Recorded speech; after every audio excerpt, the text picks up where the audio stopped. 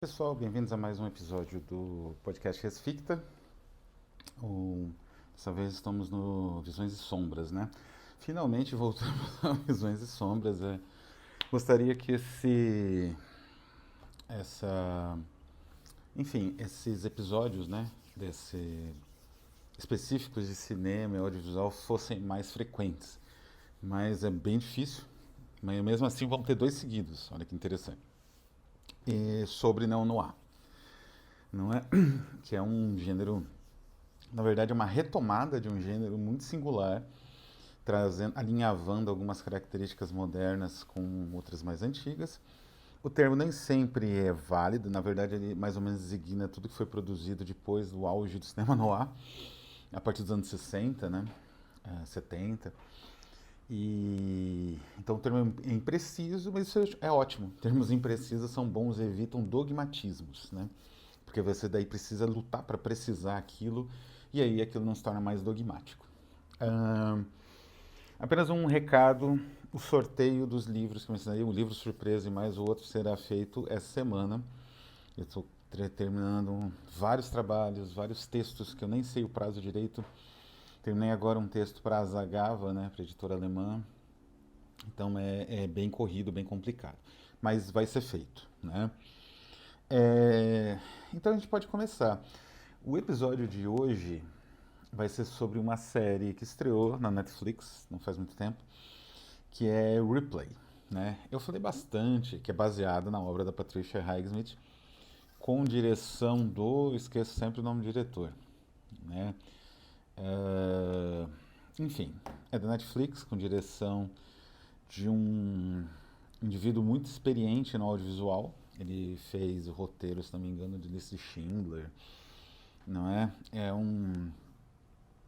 Então, ele é o diretor, roteirista e showrunner, o Steve Zeiland, né? Ele fez um monte de coisa já, né? Tanto em série, né, nesse formato seriado. Ele já fez algumas séries aí que são bastante célebres, bastante é, com uma avaliação excelente. E agora ele fez alguns roteiros, né? Inclusive premiados, o irlandês, né? Também fez um roteiro. Trabalha aí com Spielberg, com Scorsese. E aí no Ripley é a caixinha de areia dele, onde ele faz todas as funções. E é com Andrew Scott, que é um ator sensacional. Aliás, os dois episódios, né, do Neo Noir, a gente tem que dar um destaque muito grande aos atores, às atuações, de modo geral. Os atores do Ripley são muito bons, mesmo aqueles que só fazem o papel de ser italiano. Nisso eles são bons também. Quanto do próximo, né, que a gente também vai abordar, os atores são fundamentais para a série meio que funcionar. Talvez não funcionasse com outros atores eh, de menos estofo, de menos relevo do que esses atores irlandeses que fazem esses dois, né? Tanto o Ripley, protagonista, quanto o protagonista do que a gente vai comentar na semana que vem. Enfim, para a gente falar de neo-noir, antes de falar do Ripley especificadamente, que ele é uma espécie de anti-noir, não é? E aí a gente vai para a obra da Patricia Highsmith, também era anti-noir, né? Que é aquele problema de você denominar tudo a partir de uma espécie de forma comum. Isso até era aplicável, né, ao gênero noir. Então a gente vai falar primeiro do gênero noir para começar, né? Uma bibliografia que eu recomendo é a Estética do Filme Noir, no qual o Luiz Nazário analisa Sunset Boulevard, o filme acho que é do Billy Wilder, né? Que é sensacional esse filme. E ele analisa os elementos noir, né, nesse material. Uh, e ele comenta, né, a respeito dessa questão. Preciso achar antes aqui a matéria. Acho que Althusser não deve ser. Essa questão da origem do termo noir, que ela é bastante arbitrária, né? O termo noir foi criado em 46, meio que no auge do estilo, né? Que surgiu mais ou menos no final dos anos 30 e foi até os anos 50, pelo crítico francês Nino Frank, para classificar a temática dos novos policiais americanos. Adaptados, na verdade, eles são. Eles o universo deles é o mesmo, e alguns são adaptações mesmo, dos livros da série Noir. Era esse o nome dos livros americanos, pulp, dessa pulp fiction policial, que fez bastante sucesso e foi muito marcante, foi uma revolução na cultura pop, do Dashiell Hammett, Raymond Chandler, Michael Spillane, né? E por aí vai. É... Então, essa série Noir, ela foi publicada pela Gallimard. Eram as traduções, como crítica francesa, ele usou a ideia dessas obras para classificar um filme. É óbvio que nesse, digamos assim, nesse alçapão, ia muita coisa diferente, né? Evidentemente, Raymond Chandler e Dashiell Hammett estão ali na base, mas tinha muita coisa diferente, onde entra a Patricia Highsmith. Ela, como escritora, ela encarnava uma espécie de anti-noir, digamos assim. Mas por que exatamente? Bom, a gente tem que. Não vou me repetir, eu falei bastante no vídeo que eu falo da Patricia Highsmith, eu falei da origem epistemológica do gênero policial, que é um gênero muito rico e tem uma origem muito complexa. Então, bora lá ver, né? Eu vou voltar a uma ideia, né? Resumindo, a ideia central que eu argumento é que os crimes passaram de uma esfera coletiva e assim, universal ou geral, relacionados à fé, relacionados ao rei, relacionados à propriedade do Estado ou as concepções a visão de mundo da igreja, do Estado, ou que, enfim, era embasada pelo Estado, para a esfera do indivíduo, da pessoa, do capital particular, etc., né? Que é a esfera do capitalismo por excelência. E essa passagem foi onde surgiu, inclusive, a própria força policial que não existia, não é? Os grandes crimes que tinham punição pública eram regicídios, às vezes um parricídio, né? Que é matar a família toda, o pai e mãe. Esses crimes, assim, crimes de heresia, como a Inquisição julgava, não é? Isso desde a antiguidade. Ah, não é? Cristo foi basicamente crucificado por um crime de heresia, né? Ou assim considerado na época. Isso começou a mudar filosoficamente com os iluministas em geral e com o Sade em particular. Ele fez um deslocamento da esfera do crime e da moralidade que esse crime recebia, porque a execução, nesse caso, desses crimes, que era pública e tenebrosa, né, uma execução excruciante, era para purgar eventuais possibilidades de alguém tentar fazer o mesmo. É... Enquanto que não. Quando o crime as desinteligências, como diz a polícia, e os crimes individuais na antiguidade, na Idade Média, eram resolvidos meio que de forma pessoal. Se não envolviam a república ou a coroa, a depender do país, a depender do momento histórico, era resolvido em vendetas, aquilo que acontece no Shakespeare, no Romeu e Julieta, não é? Enfim, tantas obras medievais, algumas sagas, né, eram resolvidas ali, um amigo junto com outro mata o terceiro, e aí tudo bem, fica por isso mesmo, né? Era mais ou menos assim que funcionava. O Marquês de Sade faz um deslocamento para uma esfera mais individual, pessoal, e do crime mais como uma obtenção de vantagem. E o Thomas de Quincey vai para uma esfera estética. Guardem esses dois nomes, que eles vão ser importantes no caso da Highsmith, porque, como eu falei, ela propõe uma inversão. Inversão do que exatamente? A proposta indutiva das narrativas policiais. As narrativas policiais, elas são basicamente... se estabelece a partir de um procedimento de indução dos investigadores. Isso, inclusive, na série Noir. A indução, ela é oposta à dedução. Então, o Sherlock Holmes, por exemplo, ele nunca deduziu nada. Ele estabeleceu premissas indutivas. A indução é o raciocínio que parte do particular, não é, dos indícios coletados na realidade próxima e vai para dar um salto na direção do geral através de conclusões, enfim, de sínteses, etc., né? Um procedimento analítico. A dedução é o contrário. Você tem uma verdade estabelecida, uma verdade geral, e você aplica a realidade. Então, a realidade que se acomode a essa verdade para ela funcionar. não é um procedimento que a gente poderia chamar de sintético.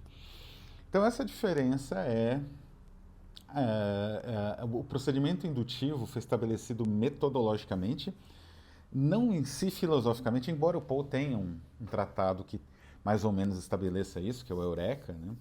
Mas o Edgar Allan Poe ele estabeleceu empiricamente esse princípio indutivo na ficção policial, em praticamente toda a ficção dele, que é a rationalization, né? Essa utilização da ratio, né, latina para o desenrolar da história, da maneira como os personagens mais ou menos aplicam a razão aos fenômenos que eles testemunham. Eu sempre me lembro do exemplo do Gato Preto do Poe, que é uma síntese disso, que tem um incêndio lá pelas tantas e fica na grama queimada, digamos, a silhueta de um gato enforcado. Quem leu o conto vai entender o porquê do gato enforcado. Mas o protagonista, ele não interpreta assim. Para ele não interpreta como um sinal, seria o mais óbvio. Não, para ele aquilo é feito de gases, e etc, etc. Essa é a rationalization poiana. E esse foi o modelo, né, da ficção policial. É um modelo aristotélico, né? É aquele modelo em que, assim como Aristóteles defendia que a poesia era superior à história porque relatava o que é potencialmente verdadeiro e não o fato casual, né? O Paul também, ele vai trabalhar aquilo que é potencialmente crível, mas está além das nossas dimensões usuais de verossimilhança aplicadas ao cotidiano. Bom, isso não mudou nos livros da série Noir. Isso só foi, digamos assim, aprofundado, sofisticado e, principalmente, foi, digamos assim, aplicado esses raciocínios indutivos à esfera pública, à esfera do crime público, de corrupção, o crime de perseguição política, o crime de malversação, ou de, enfim, crimes internacionais de uma certa monta. Então, digamos assim, o Noir não mudou o modelo proposto pelo Poe. A Patricia Highsmith vai querer ir além. Ela vai propor uma mudança já no primeiro livro. É interessante que o Raymond Chandler, que é uma das bases do Noir, tanto da literatura da série Noir, né, série Noir, que é dessa coleção Gallimard, quanto do próprio filme Noir, com o seu detetive modelo Philip Marlowe, Seara Vermelha, esses livros assim. O Raymond Chandler, ele fez, acho que o primeiro tratamento do Pacto Sinistro. Não, esse que é o título? Acho que é Pacto Sinistro, o título no Brasil, do Strangers on a Train, que foi a adaptação do primeiro livro da jovem de 20 e poucos anos, Patricia Highsmith, que já fez um sucesso tremendo, exatamente por ser diferente, ser escorado numa proposta de inversão dos parâmetros do romance policial tradicional. E ele detestou o livro da Patricia Highsmith, ele detestou fazer esse trabalho, tanto que eu acho que o Hitchcock chamou um monte de gente para fazer o roteiro e tal. Não usou esse tratamento inicial, quer dizer, usou em parte, mas não usou inteiramente, né, o tratamento inicial do Raymond Chandler. Inclusive essa questão da reação dele em reação ao livro da Patricia Highsmith, eu não sei se está no próprio na Hitchcock Truffaut ou em algum livro de entrevista do próprio Chandler. Enfim, mas o que a Patricia Highsmith propõe, especialmente nos livros da Ripleyade, né, que é a Odisseia do Ripley, a Ilíada do Ripley, né? São os 4 livros que tem esse personagem como principal. A proposta dela é a seguinte: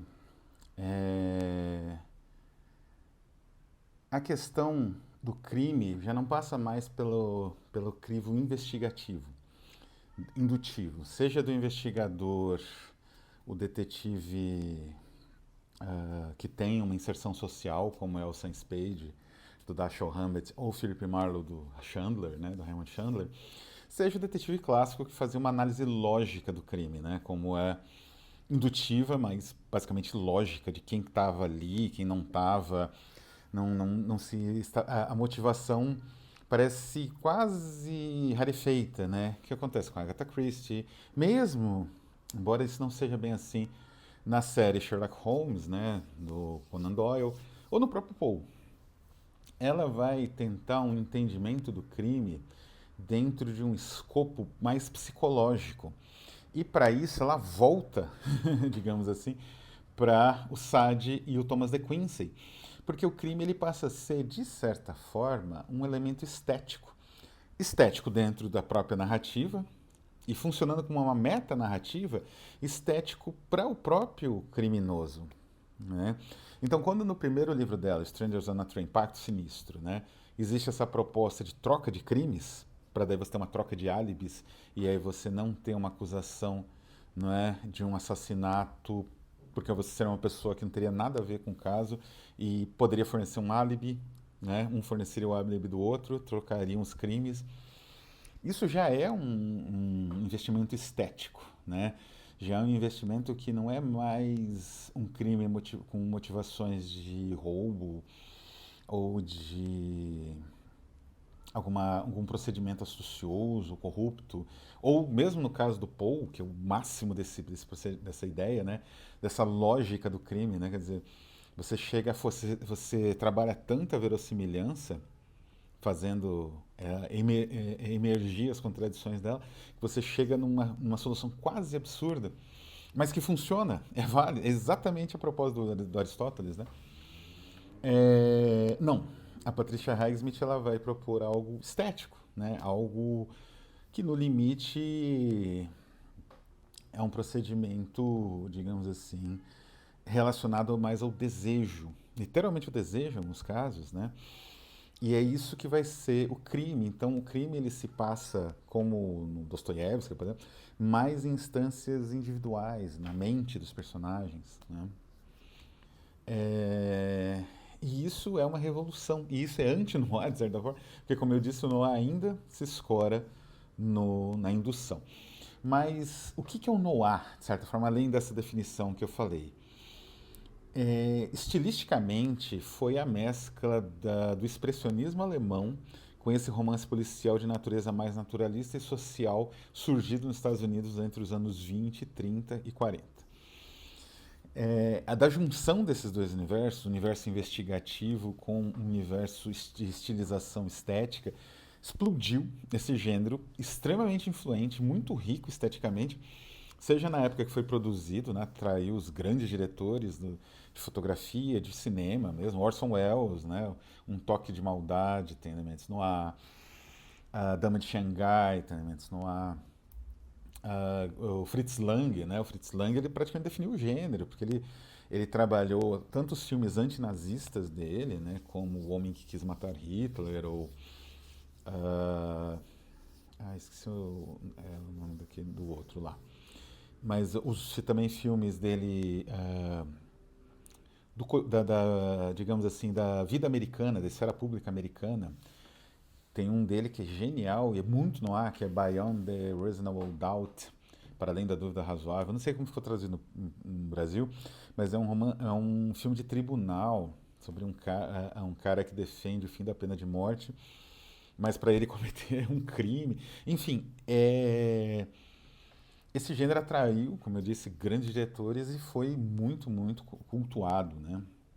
E das cinzas dele, né, na paranoia dos anos 50, 60, surgiu o neo-noir, já nos anos 70, final dos anos 60. Exatamente através, curiosamente, da Patricia Highsmith, que foi uma das primeiras adaptações, né, foi aí que mais ou menos começou o boom de um filme noir colorido, de um filme noir que se desloca daquela amplitude sufocante de Nova York, dos arranha-céus, da escuridão de Nova York, e às vezes de Londres também, né, com Hitchcock, mas que também foi um pouco atraído por esse gênero, embora fizesse o seu próprio trabalho, né, onde se adaptou a Patricia Highsmith, né, da forma dele, obviamente, a ter um outro princípio estético, embora não fosse muito distante, né, do noir. Mas sai desse universo e vai, por exemplo, para Côte d'Azur, né, que é o Sol por Testemunha, do René Clément, meio que inaugura alguns elementos desse neo-noir, colorido agora, os filmes, não mais preto e branco e tal. E a gente volta para a série Ripley, né? que é, como eu disse, uma série interessante porque o Zay, como é que é o nome? O sujeito? Zay, alguma coisa? Não é o nosso diretor aqui, Zylan, ele faz uma leitura muito correta da obra da Patricia Highsmith. Eu poucas vezes vi isso. Ele compreende muito bem o personagem, fez uma escolha excepcional de elenco, porque basicamente são três personagens e muitos personagens paralelos muito característicos que são que demarcam um pouco por que a investigação não vai para frente, uma série de elementos que é importantíssima para a trama existir. Então o elenco de apoio é sensacional.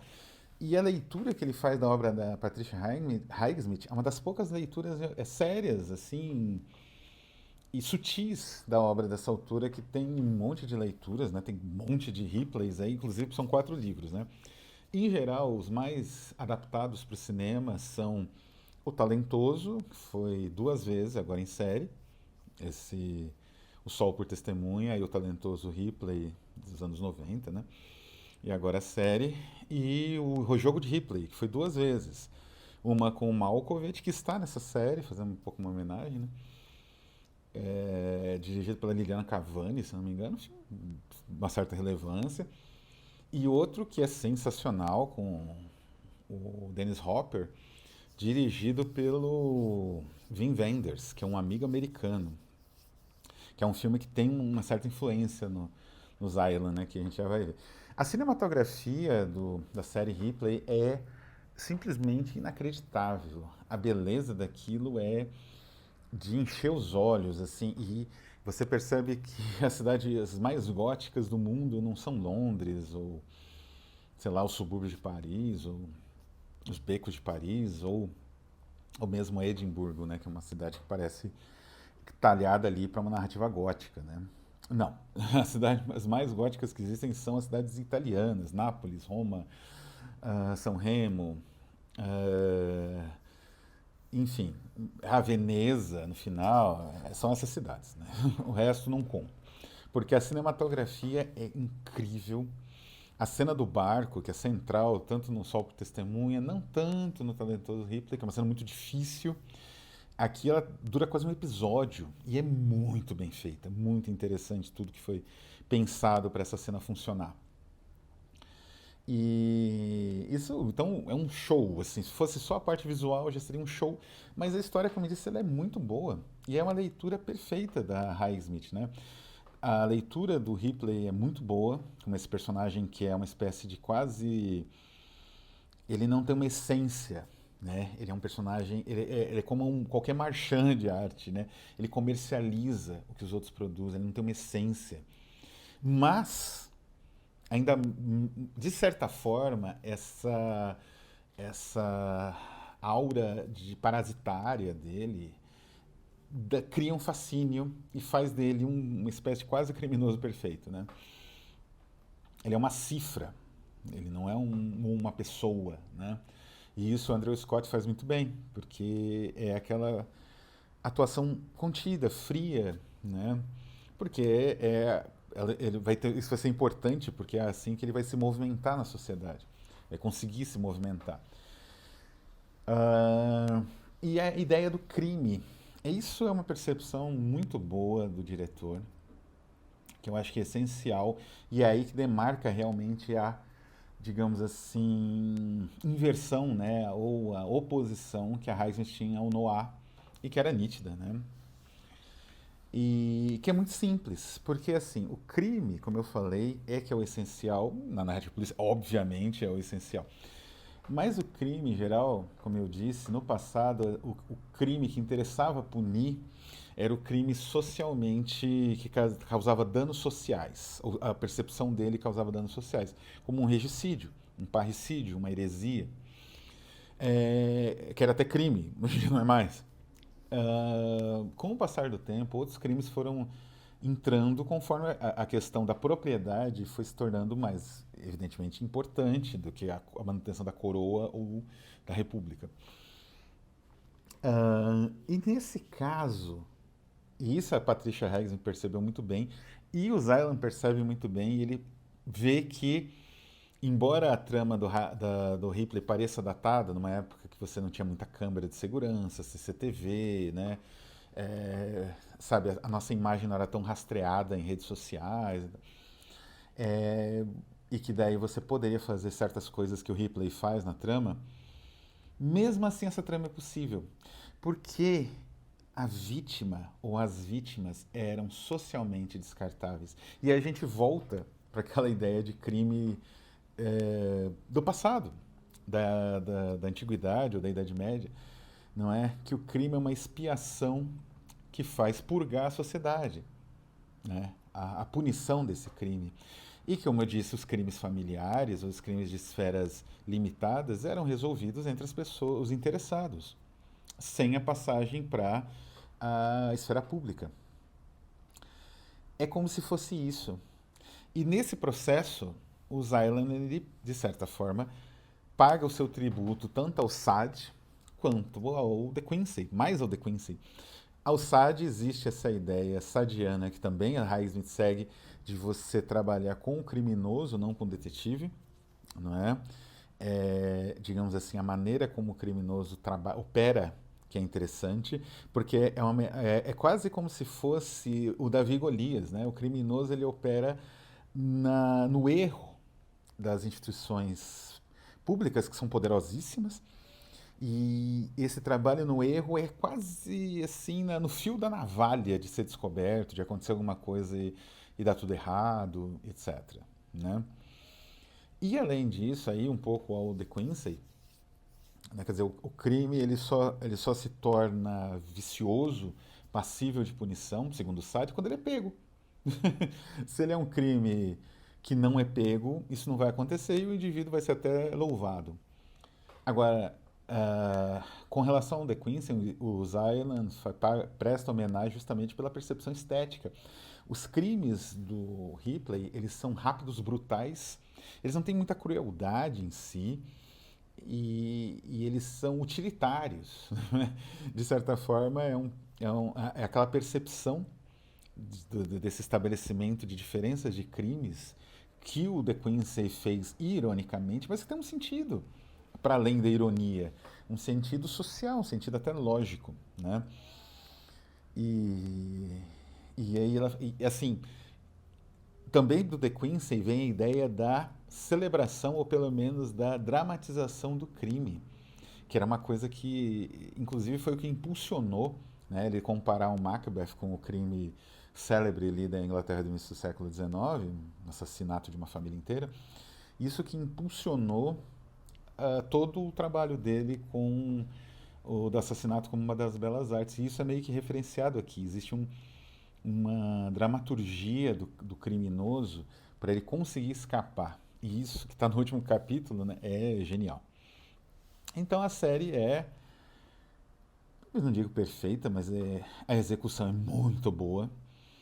E ela trata com muito respeito, muita sofisticação, ideias que em geral, se ignoram na adaptação da Patricia Highsmith, especialmente essa estilização do crime, essa estetização do crime ao mesmo tempo, e essa visão que é o contrário do filme noir. De certa forma, também o Ripley, ao optar pelo preto e branco, ao deslocar a trama, ao fazer esse universo italiano sombrio, né? Ele quase também, não é? Ele se conecta ao noir pulando no noir, né? E isso é uma subversão do próprio gênero, não é uma implosão do próprio gênero. Então, o que a gente pode concluir é que o Ripley é um anti-noir, justamente celebrando alguns elementos centrais desse tipo de estética, mas de uma forma muito crítica, a partir do aspecto crítico que a própria autora estabeleceu numa visão do crime na sociedade. Então, essa que seria a conclusão, sem dar spoilers. O destino do Ripley é definido por conta da natureza do crime. E essa natureza desde o início, no livro isso é mais sutil, porque afinal era os anos 50, mas é exatamente o que a autora pensa, né? Tanto que a violência e a camaradagem, vamos dizer assim, do Ripley, ela vai ficando mais intensa, né? Quando chega no Amigo Americano, a violência é extrema e a maneira como ele se liga às pessoas também. Mas a gente pode concluir então que esse crime é justamente o crime de assassinato de homossexuais. É isso que faz com que esse crime não tenha grande, não seja de grande monta para o investigador, para as pessoas envolvidas até diretamente ou indiretamente, para os familiares. Acaba sendo conveniente que aquele homossexual tenha um fim, ou aquela pessoa, né, que ficou ali definida como homossexual, e não dê mais trabalho e, enfim, não envergonhe mais, né, as pessoas, etc. Então, essa percepção é a essência do Ripley, da Patricia Highsmith, e está na série. Então, digamos assim, que foi uma série muito bem pensada e muito bem executada. Então é isso, vou ficando por aqui. Semana que vem temos a segunda parte. Vou falar de uma outra obra neo-noir, menos, de menos qualidade, evidentemente, mas igualmente interessante e mais próximo dos princípios essenciais originais desse tipo de narrativa. Um abraço a todos e até a próxima.